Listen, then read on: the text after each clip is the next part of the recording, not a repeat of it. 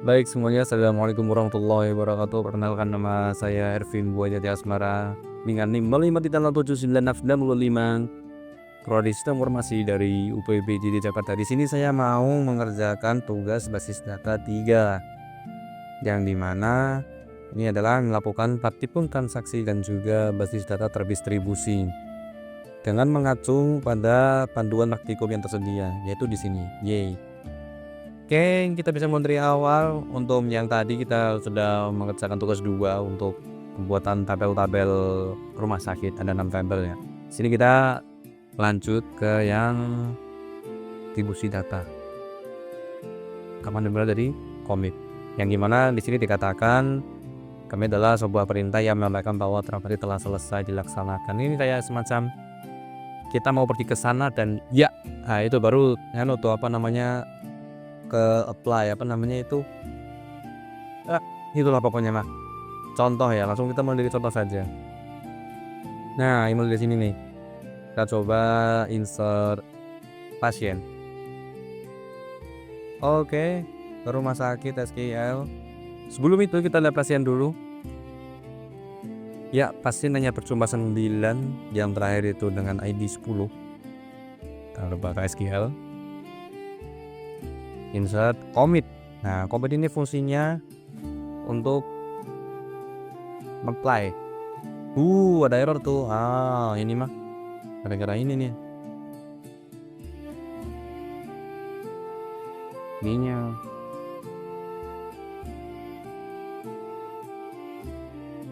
Yep, oke. Nice. Tadi gara-gara commit tadi kita bisa menjalankan insert dan juga menjalankan select secara bersamaan. Yap, keluarga. Kalau tanpa commit jadi itu tidak tersimpan sama sekali. Ya, begitu kata dari BMP dan sudah saya buktikan juga. Ya kan? Coba kita buat transaksi ya di rutin, buat rutin. Rumah sakit rutin, rutin transaksi 1 ya drop. Tadi di sini di business transaction registration bla bla bla bla bla. Oke, coba dibuat tadi ya seperti tadi dengan ini dihapus nama ETL. Oke, katakanlah 12, katakanlah dengan nama nah, yang pakai nomor 25. Oke, kita simpan dia. Error nih. Ya gitulah, dari tadi saya mencoba selalu seperti ini. Tidak apa, yang penting tadi menggunakan SQL-nya bisa. Oke, lanjut. Gunakan rollback. Jadi rollback ini kayak semisal kita sudah kesana, kita sudah makan misal, tapi kalau kita rollback kita jadi lapar kembali. Nah, itu contohnya analogi yang bagus. Contoh, kita sudah ini nih. Kelihatan kalau di sini. Coba kita SQL. Bacakan bahwa kita mau update pasien dengan nama Danar dengan ID 2. Rollback. Terus kita copy-nya di sini select. Kalau commit-nya sebelum rollback, jadi ini ke update. Tapi gara-gara commit-nya setelah rollback, maka update ini tidak jadi sama sekali. Bisa kita cek pasien. Nomor 2 itu adalah namanya Didi. Tapi kalau kita coba Danar tadi ya. Oke ya kan? Masih Budi. Karena apa? Karena commit-nya setelah rollback. Itulah fungsi commit rollback. Contoh lagi.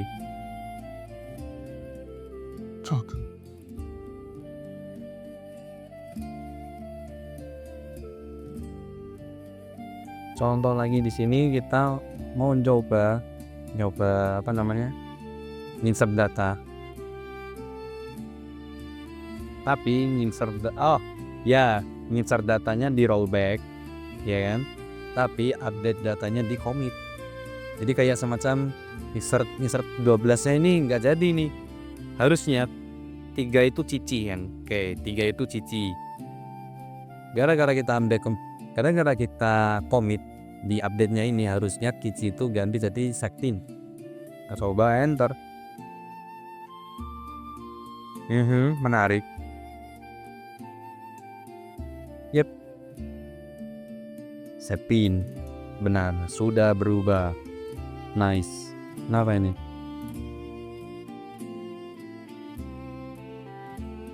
Oh ini cuy. Nah.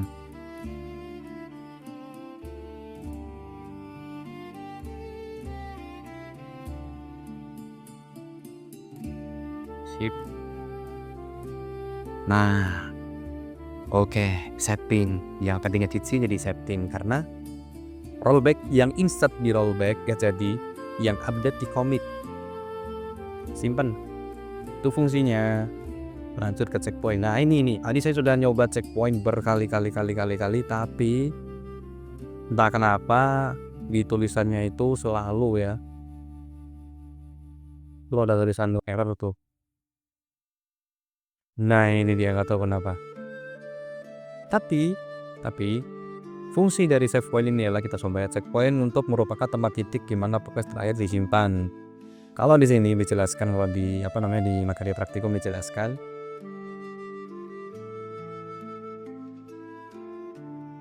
bahwa seperti yang telah dipelajari yaitu rollback membatalkan, maka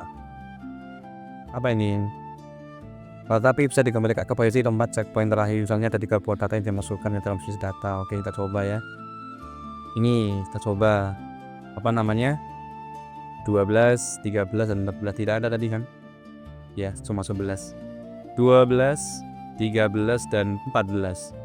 Oke, kita checkpointnya di sini yaitu insert nomor 12.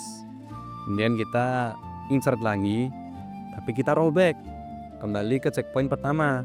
Jadi harusnya 13 ini nggak jadi karena dari 13 kayak misal ayo ke tempat A, ke tempat B. Oh, B nggak jadi dia, ke tempat A aja. Nah itu dia save point. Nah, atau dari game kita checkpoint ya itu dia. Dan yang terakhir kita menggunakan commit dan select. Harusnya yang ke insert itu cuma 12 dan 14. 13 tidak sama sekali. Oke, nice. Apa ini error lagi?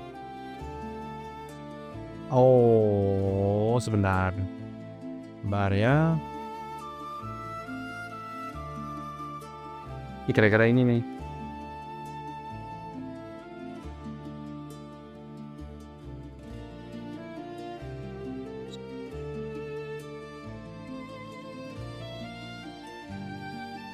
Nice. Oke. Coba ya, harusnya 12 dan 14 yang per-insert. Coba lihat. Oke, yang 13 tidak karena dia rollback dan kembali ke checkpoint sebelumnya. Sip. Fungsi dari checkpoint. Lanjut ke yang trigger. Sebelum trigger ini dimulai, kita nyoba buat tabelnya terlebih dahulu. Itu tabel obat dan juga tabel transaksi obat. Sekaligus sekalian insert data obatnya juga.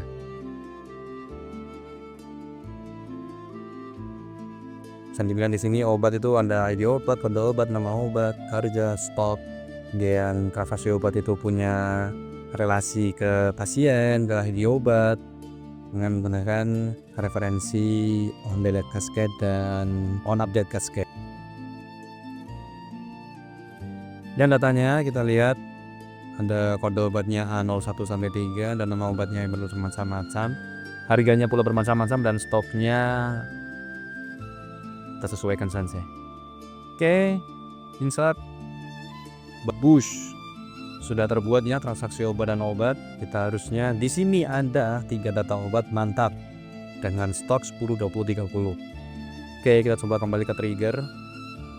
Berfungsi untuk perintah event yang dapat memicu perubahan sebuah kesehatan. Nah, contoh di obat ini misal di tabel obat tadi ada 20 stok, katakanlah 20 stok, stoknya 20. Nah, kita transaksi nih di tabel transaksi obat. Ya kan, kita buat di sini ID transaksinya, ID pasien, ID obat. jumlah obatnya sekaligus total harganya. Nah, nanti harusnya jumlah harga ini itu menyesuaikan ID obat tadi dan dia berkurang. Harusnya seperti itu. Nah, ini harusnya misal katakanlah beli 5 obat, maka harusnya ini jadi 15. Kita coba.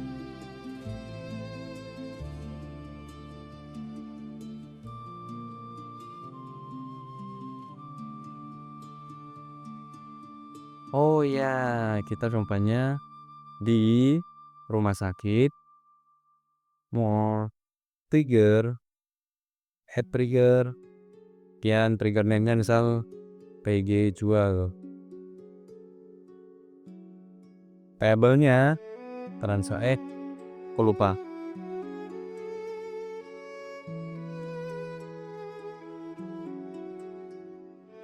Bener, ngasih obat.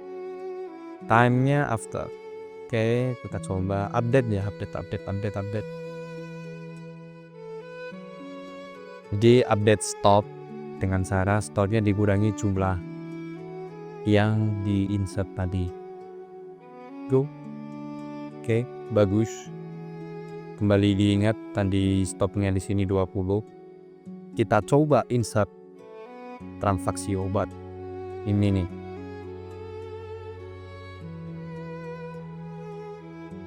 Di transaksi 1 misal. ID pasiennya 2. ID obatnya 2. Berarti intinya yang nomor 2. Jumlah obatnya 5. Jadi tadi yang stopnya 20 harusnya jadi 15. Total harga ngawur kita. Kita coba. Berhasil. Harusnya transaksi obat nambah. Betul nambah. Dan harusnya stok obat ini jadi 15.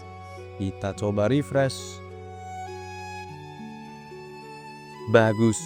Selesai sudah. 15 stok obat sudah berkurang sesuai dengan trigger tadi.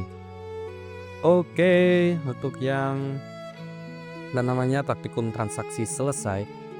Namun untuk praktikum transaksi basis data terdistribusi saya masih terkendala perangkat. Jadi juga masih perangkat minjem. Jadi susah kalau untuk mau buat virtual box atau apapun dari saya juga hanya bisa menggunakan satu laptop. Ini menarik kalau kita melihat yang di replikasi ini ya. Jadi pada intinya dia itu di Windows-nya berguna untuk kita baca tuh berguna untuk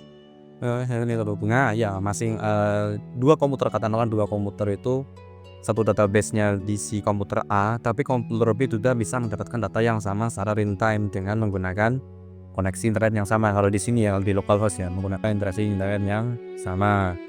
Itu jadi aplikasi. Sini ada konfigurasinya bla bla bla. Yang paling penting di sini bagi saya adalah konfigurasi di IP-nya, hostname-nya. Nah, ini add user. Nah, terlihat jelas. Sini ada hostname.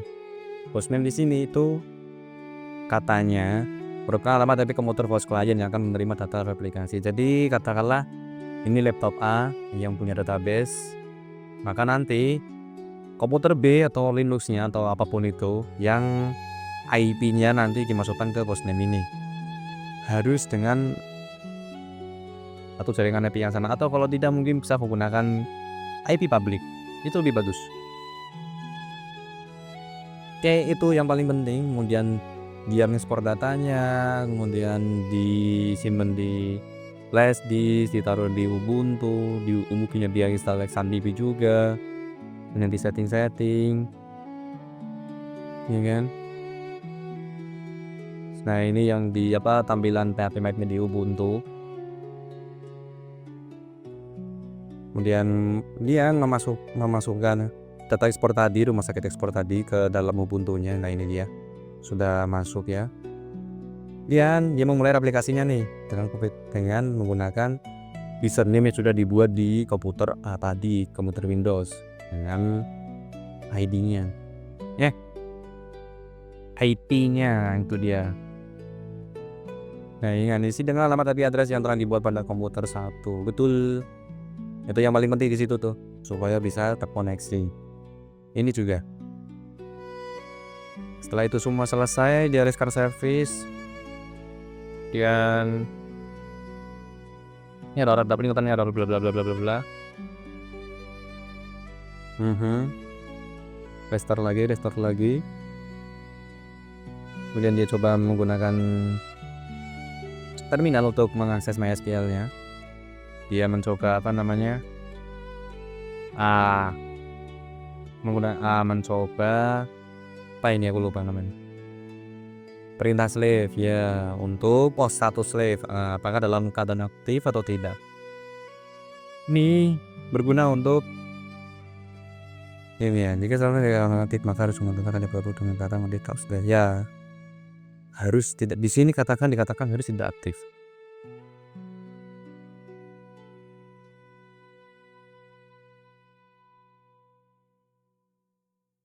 Nah, setelah itu semua selesai dari copy datanya, copy SQL-nya, taruh di Ubuntu, kemudian samakan IP address-nya, membuat aplikasi.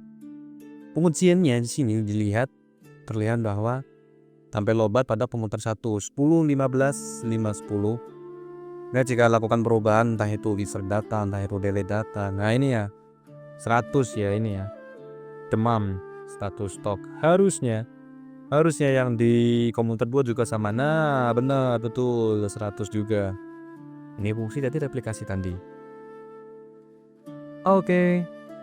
Selesai. Tugas 3 sudah selesai. Jadi mohon maaf saya tidak bisa menggunakan desktop lain selain ini. Dan ini pun tidak bisa diinstal virtual machine atau apapun itu karena ini juga laptop minjam. Jadi kurang lebih seperti itu untuk tugas 3 basis data. Terima kasih untuk perhatiannya. Saya akan tutup diri. Jika ada kesalahan saya mohon maaf. Terima kasih. Assalamualaikum warahmatullahi wabarakatuh.